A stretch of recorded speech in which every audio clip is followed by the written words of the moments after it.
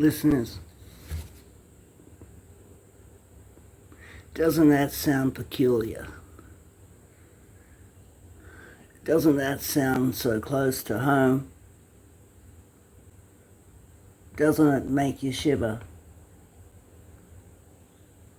The way things could have gone. Missy Higgins, otherwise known as Melissa Higgins, I think her real name is. That's her stage name.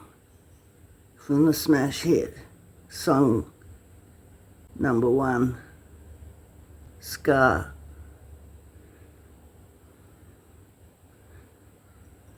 Left me with a scar. I know a guy called Higgins. He was a legend. He was one of the old Australians, the ancient aliens.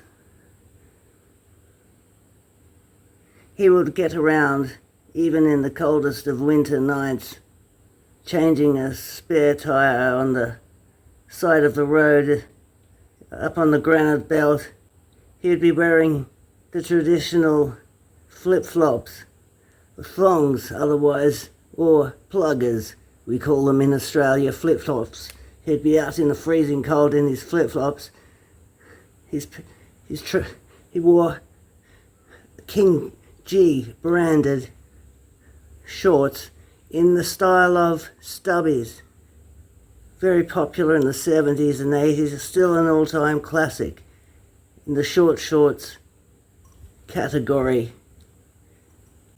And a blue singlet top.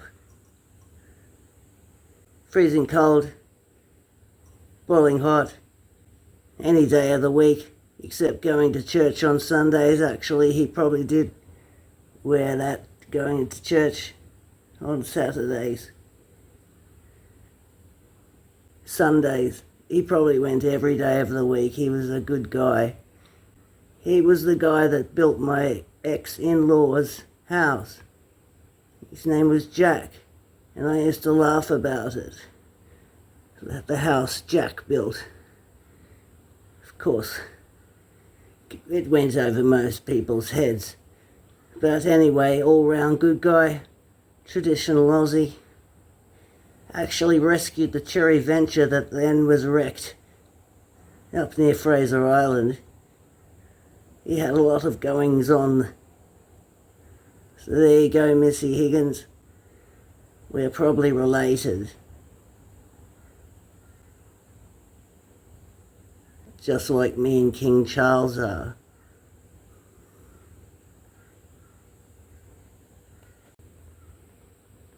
Viewers, we were just talking about children of God and acting jesusy. And I was just doing my weekly puzzle. Actually, I do this daily now. Well, I do my stretching exercises, which hurt incredibly. You can probably see some tension bubbling up here. In fact, we've got some sort of skin thing popping up there. It's the pressure, the tension from the chi. Oh, it's hard to shave that little bit, but you do it. It has to be done. So yes, we're doing our puzzle while we do our stretches because the pain is intense, and it helps take our mind away. We concentrate on our breathing and getting the numbers figured out. Each square has to have the numbers 1 to 9, as does each row. You can't have any double ups.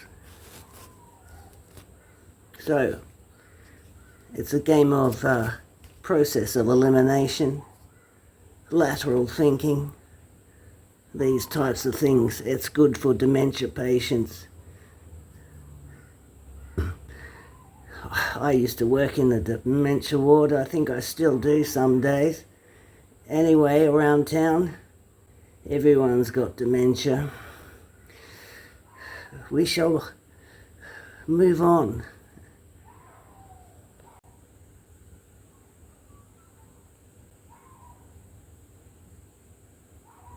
There's another message coming through.